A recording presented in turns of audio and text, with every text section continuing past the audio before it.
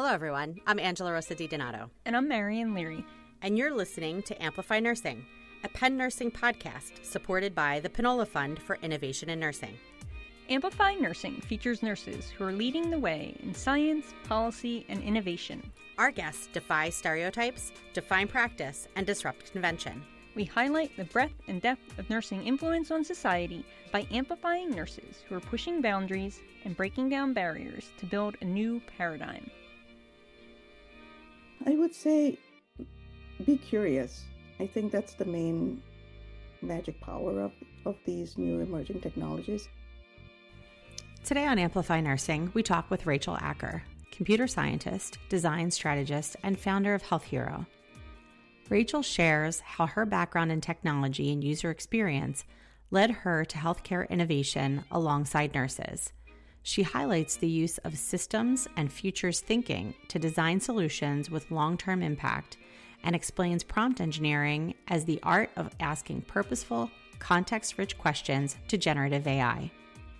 Rachael discusses the difference between deterministic and non-deterministic AI and encourages listeners to use AI thoughtfully to verify information, foster curiosity, and drive creativity in healthcare design. All right. So, Rachael, I am so excited to be talking with you on the Amplify Nursing podcast. Thanks for sharing your time and your knowledge with us. It's great to be here. Thanks for asking me to be on here. So, we go back a bit. We have been working together for years now, mostly in the realm of nurse-led innovation in healthcare, hackathons, things of that nature. And you, however, are not a nurse, which I think is even cooler because a lot of the work you do is with nurses. So to start, can you share with us your background and how you got into the design space? Yeah, no, definitely. I mean, my background's actually in computer science, right? So I come from a technical background, but I've always wanted to be closer to trying to create experiences for users who are using digital solutions. And I think during COVID is when I started to realize how much nurses are such an integral part of the healthcare system that I started to find my way into healthcare. And, that's how we kind of met. And so my background in terms of design, I used to work with engineers to help them make their solutions more usable, right? So the focus a lot has been on usable systems that are feasible to be built. And now we're moving to where we need to think about more complex systems, not just products. And so having worked in a lot of product design areas, especially in the technology parts of the department like IT, like product development, any sort of organizations that are building new products, right? I think that's how I got into innovation and started to see that, we needed a different kind of design framework to make sure that whatever solutions that we were putting out into the environment, into the market, right, needed to be more beneficial for people, not just desirable. Right. And so, as we saw during COVID, I wanted to kind of help transform some of those like complex challenges into more strategic solutions. I wanted to start to add design, not just design from a usability standpoint, but add a lens of systems thinking and futures thinking so that we start to address more of the complexity in our digital world today. So you mention a framework and you mention sort of systems thinking and future thinking. Can you talk about what is future thinking and how does that play into the innovation and design space? When we're thinking about innovation, we're trying to put something that's going to disrupt the future of a particular system, right? And so in futures, I'm by no means an expert in futures thinking, but this is a framework that's been around for a while, and it's something that the AI systems understand.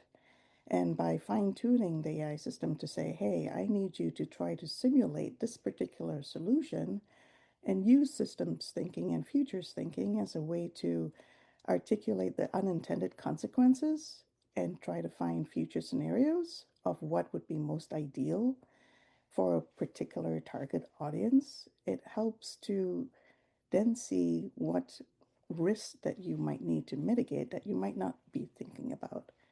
So I like to use futures thinking as a way to think about all the things I might not have been thinking about, right? Because I have just one perspective, and this helps me to look across multiple different perspectives and different timelines, not just what the market might, benefit from immediately, but also over time as the environment changes, what could happen.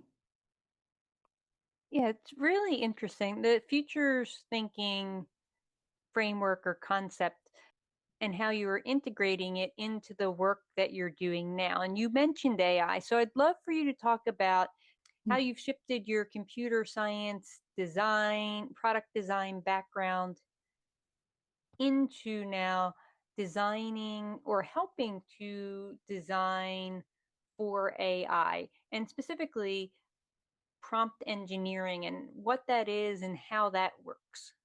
Mm-hmm.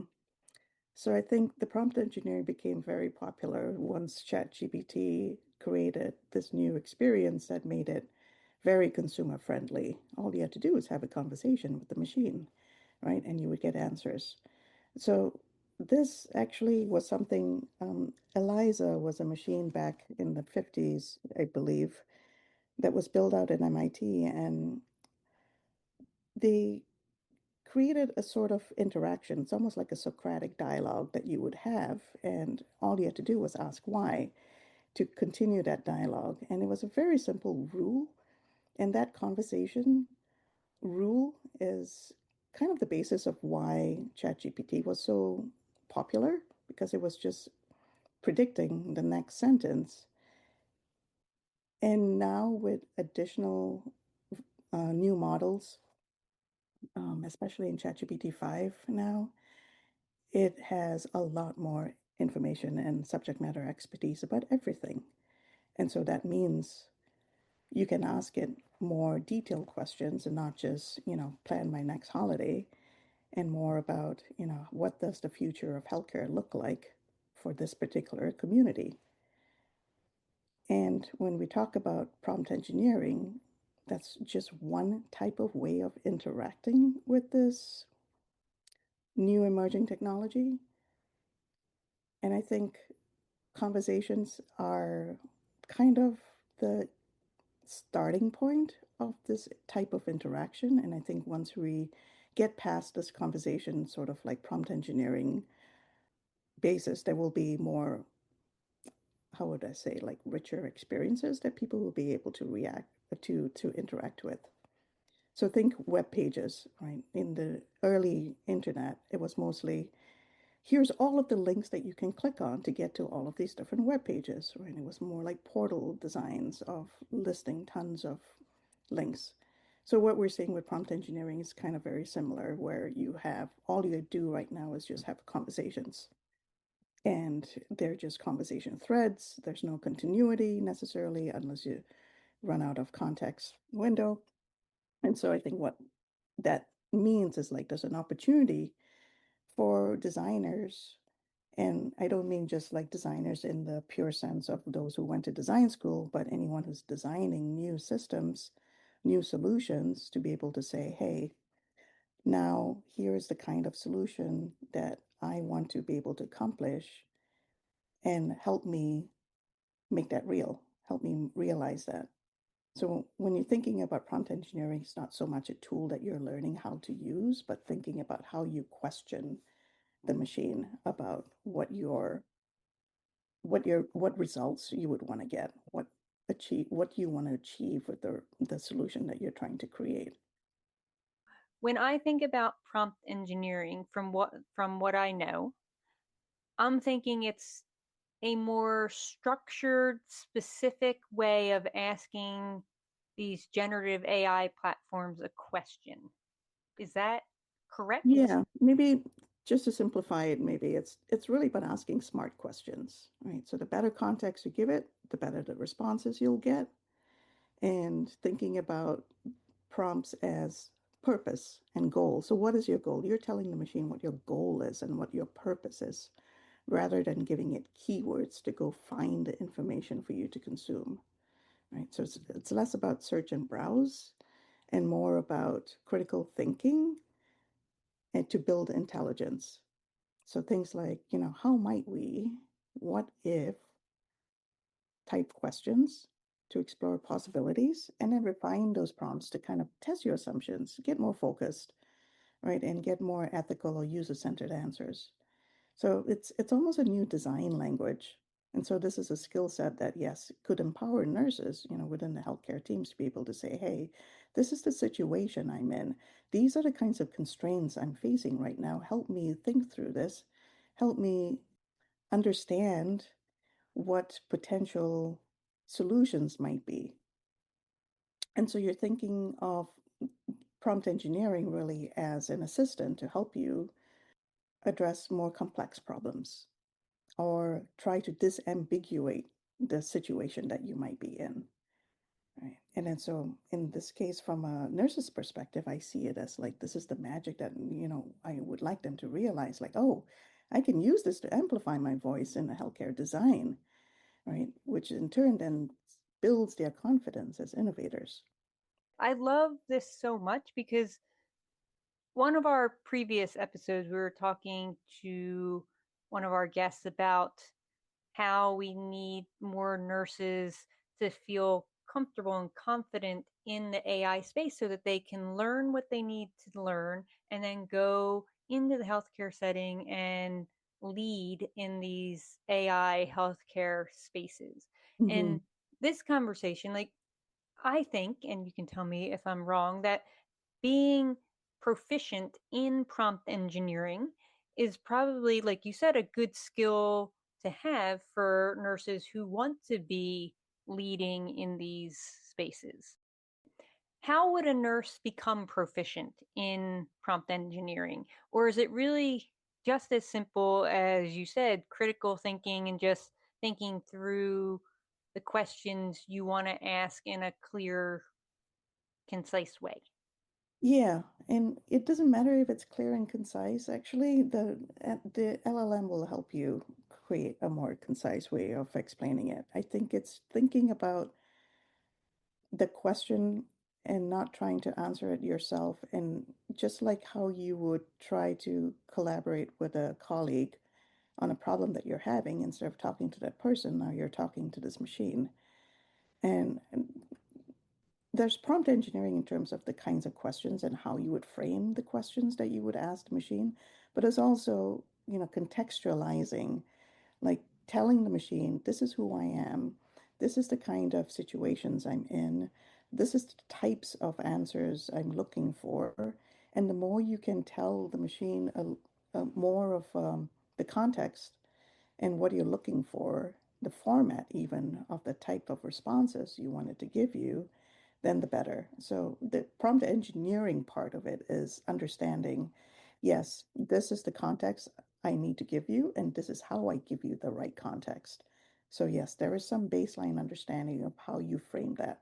So instead of a Google search where you're just putting in keywords, right now you're actually creating a space or a conversation thread where you're telling it a little bit more context, and that includes things like take on this role, right? I want you to be this um, innovation leader that's going to help me to develop a brand new innovative solution within my healthcare system. And it needs to be able to improve these patient outcomes or address these workforce challenges. And so you're trying to give it something that's a little bit more ambiguous. So don't be too specific initially when you set up this context first. And once you tell it that role, a little bit of what you're trying to, the situation that you're trying to address, you can then start to ask it to, well, I need you to respond in a format where I need to pitch this to my manager, for instance. Right. And then so now you're starting to set the context of like, this is the problem I'm having. I need you to help me define problem in such a way so that I can present the solution in a way that would be most efficient for my leader to understand. So I think of it as helping nurses bridge shared language. It helps you build shared language. So if you need to say something so that you feel heard, sometimes it needs to be said in a different way, in the way that somebody else might need to, a budget holder, for instance, right? It needs to be presented in a way where a budget holder will understand what that investment is actually going to achieve so that they can prioritize it. So they're you're working in a cross-functional field. And in this cross-functional field, you need to, everybody's come to this system from different perspectives and different languages. So I see this LLM actually being able to bridge the language across all of these different cross-functional expertise. And I'll just clarify for folks who are listening who might not know, LLM is large language models. Correct. Yes. What's the difference between large language models and AI? AI is a whole bucket of in generative AI or the way LLMs, same thing as generative AI, right? Generative AI essentially is this type of conversation that you can have that is able to predict what you need in a natural language. Rachael, how are you seeing AI, generative AI, and the prompt engineering work being done in healthcare these days? I think in terms of pure AI, in terms of more being more deterministic. So when I say deterministic, it's more algorithms, right? It's something where an AI engineer can then build into, say, a decision support system, how to triage certain patients or diagnose a patient or look at radiology. And so those are algorithms. They're typically more deterministic in the sense that you can engineer a rule. It's not really rules, but it's a specification of how to respond, right? And basically give you a confidence level as like this particular thing that I'm seeing right now, I have confidence of 90% that it is diagnosis XYZ, right? So it's able to be able to see what input you've given it and be able to then respond with some level of confidence about what the results are. Algorithms are everywhere. It's basically in social media what you see in your feeds, right? An algorithm is determining what you see in your feed. So it's just that it's a little bit invisible. So I see that part as separate from when I talk about LLMs and generative AI, right? I think people are still trying to figure out how to use generative AI because it's less deterministic, because the same question that you present in one conversation and you think you're going to get the same answer is never the case. You're always going to get a different answer, even if you ask the question the same way. So that's what I mean by non-deterministic. Right? And so being able to leverage this kind of like power in a in any sort of solution where you need to have reproducible results makes it very tricky, right? Because now an engineer or a developer won't be able to say, hey, you know what, if I write these rules and I write this program, it's always going to generate these kinds of answers. So we need to rethink how we interact with machines with generative AI.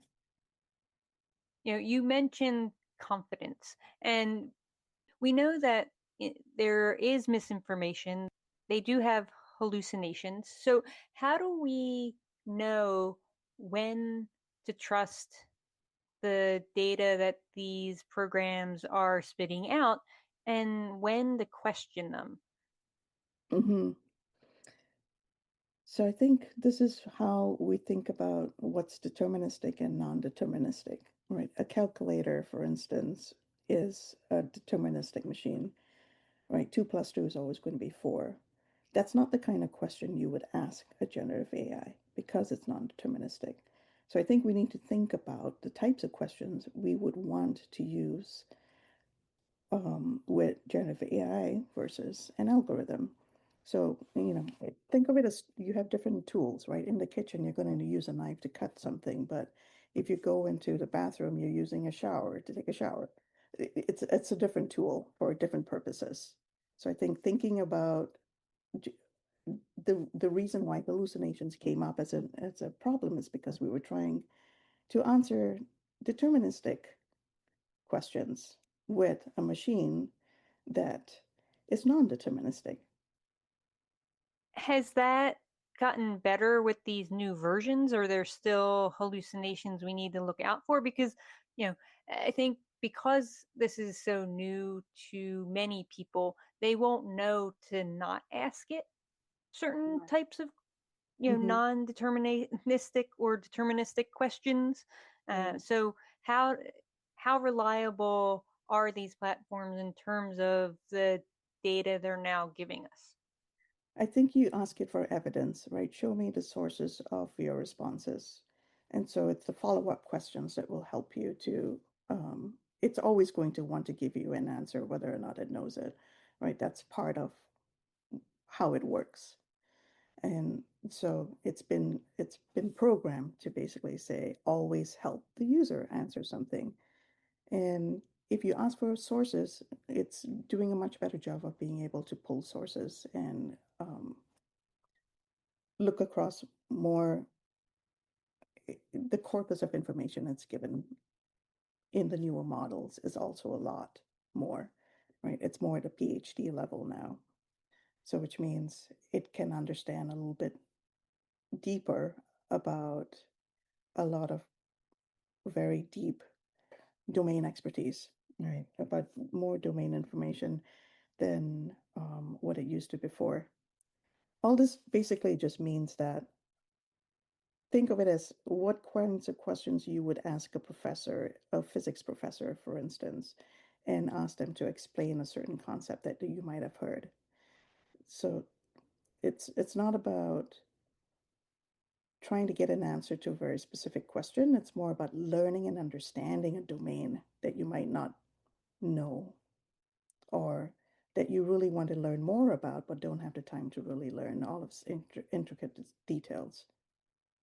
So part of what I love about this is because I really love just learning things and understanding so many different domains, and the I really feel like these kinds of like generative AI sort of systems allows you to kind of bridge across different expertise.